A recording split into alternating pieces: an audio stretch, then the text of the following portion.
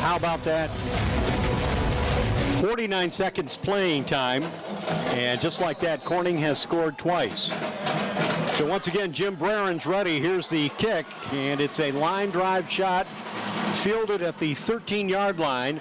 Warriors looking for some adequate room, and that's not going to be much of a return to about the 26-yard line.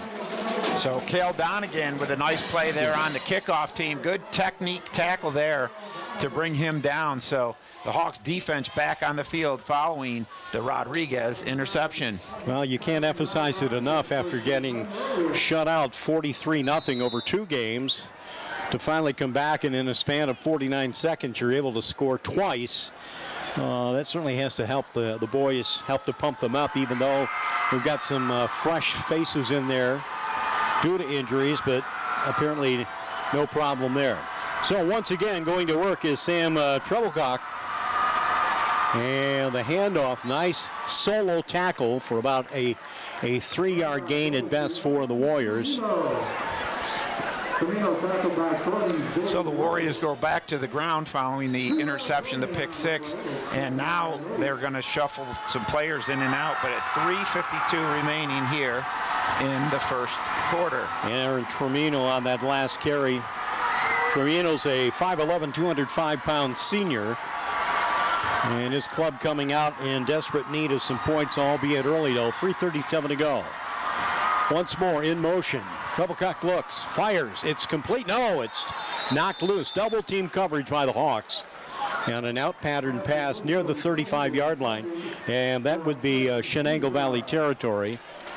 So now it sets up 3rd and about 8. Ball resting at the 29-yard line of the Warriors. Nice play there by Alex Spicer and Cale Donegan double teaming, or excuse me, for Rossi with Spicer on that play defensively. Ends are split now for the Warriors. One man in the backfield. Now a man in motion, rolling, looking. Here's a lazy pass thrown. It's caught! And continuing to run for about an extra 3 yards was Aaron Tremino after pulling that one in. So that'll be a huge extraction out of deep territory. And more importantly, a first down for the Chenango Valley Warriors. Right, their 3rd first down. That was a 23-yard pass play. Their first completion here. He's now 1 for 4.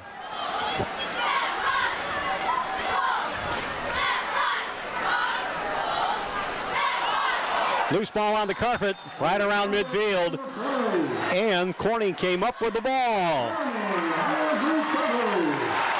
So the Hawks with some mini celebration out there. Coming up with that loose ball, Rance, was Mike DiNardo. So great job by DiNardo, right man in the right place.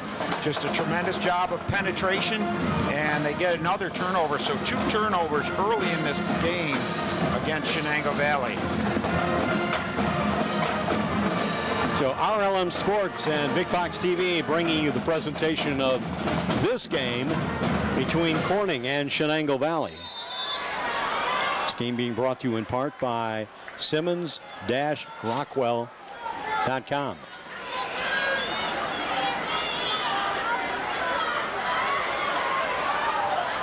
Goodenrath ready again, and he will pitch the ball. Yasir Mohammed is running. He broke 2 tackles and gets down inside the 35-yard line for a Corning first down. So 17 yards on that carry. Now 18 yards on the ground for Muhammad. Of course, a 72-yard touchdown reception to go along with it. Another first down for the Hawks. That's their 3rd. Corning's running the double wing with Muhammad lining up on the right side. And now it's a triple option, so to speak. A keeper by Goodenrath. Yes, and he will continue to carry the ball inside the 25 for another Corning Hawk first down. They actually had Muhammad lining up first on the right side as a wingback. Then he switched over to the left side of his quarterback, joining Rodriguez. And Goodenrath calls his own number for the first down and more. Very interesting formation there by Coach McAllis. Haven't seen that one yet. All right, Rodriguez on the left. Muhammad on the right. Donegan, we got movement on the line near side. Warriors say Corning moved. I saw a young man from Chenango Valley, Jeremy Kellum, move on the near side. And they are going to call it against Chenango Valley, so the offsides they felt was first before the procedure, so it will be another penalty on Chenango Valley, their second. 1st and 5 now for the Hawks. Threatening with 2:07 to play, first quarter. It's a 12-0 lead. Corning Hawks, and there they go once more. Give it to Rodriguez, side steps, moves to the left side, continuing to fight his way through a crowd. And he's down close to the 10. That's a first down, Corning. So now it'll be 1st and goal. Check that. Actually, it'll be first down at the 11-yard line.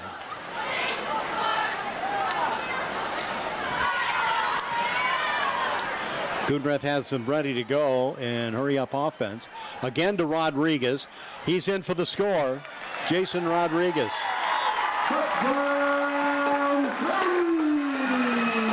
Let's call that an 11-yard touchdown run by Rodriguez. His second score tonight. So Rodriguez finishes off that drive. It was a quick drive. They took over on the fumble at the 49-yard line. They go 51 yards. They take a minute and a half off the clock, and the Hawks offensively now with 2 possessions and 2 scores to go with the defensive score. Well, they want a 2-point conversion, Rance. And as Gudreth lines them up at the scrimmage line, he'll keep it, tries to dodge. He pitches it to Muhammad. There is a flag. He pitched it to Muhammad on the left side. That's the short side of the field near us. And he picked up somewhere around the 6-yard line. But the flag has been thrown. Let's see what they call. Looks like the 2 points will count, and they'll assess the penalty on the kickoff. That's called, right? Excuse me, looked like a face mask call, so either the Hawks declined it and that's it, or they will have it on the kickoff. That would be a huge break for them as well. They've got everything going their way right now. So right now, Rance, we have a 20-0 lead. Talking with Coach Hope, they played Maine Endwell fairly close. They had a close encounter with Union Endicott, dropped those 2 games. And they picked up just 1 victory so far this year. So right now they find themselves on the short end of a 20-0 score at the hands of Corning. Yeah, Coach, as you said, Coach Hope was indicating that they've been very competitive in all of their games. But so far here today, a couple of turnovers here early, a couple of bad mistakes. And give Corning credit, they've taken advantage of those mistakes and scored points both times. Warren's ready, and the kick. Touches down at the 23, fielded at the 15. To the outside, short side, and they run out of room. David Rowe taking down the return man. And we'll stop the clock with 1:28 to play. And you know, Rancy, you've been in those situations before where you have 2 teams come in, they have common opponents, and they one has already played one of those common opponents, and really hard to compare, isn't it, games like that? Yeah, absolutely. It's been difficult to compare. We get to week 4 and we can kind of start making some assessments of teams we've seen. Obviously, we haven't had a chance to see Chenango Valley firsthand. Obviously, we've seen a lot of the Hawks, but so far tonight, it's looking more like the week 1 Hawks that we were used to seeing. Brady Hope, coach's son, to the near side. Here's a run up the middle. And while Corning has struggled defensively 2 games previously, looks like they're right on top of their money tonight. Yeah, defensively they are starting to shut things down. At the start of the game, it looked like they might be giving up some yards on the inside, but they proved it on the very first possession on 3rd down and again on 4th down that they were ready to make a stop, and they've done so far since then. Well, some of the balloons have launched prematurely here at the stadium. It's homecoming night. That'll be featured at halftime. This is a running play as they hand it off to Aaron Tremino. David Rowe once again distinguishing himself.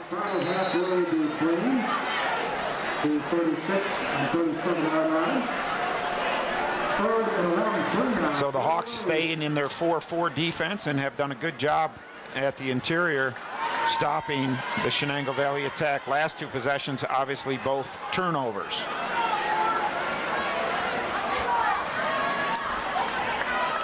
Man in motion, misdirection handoff, and there's not much to show out there. I believe it was Chris Viragard. No, Tremino. That's the end of the first quarter. 20-0. Corning after one. So Rance and I'll return. We'll continue our coverage right here on RLM Sports and Big Fox TV WYDC.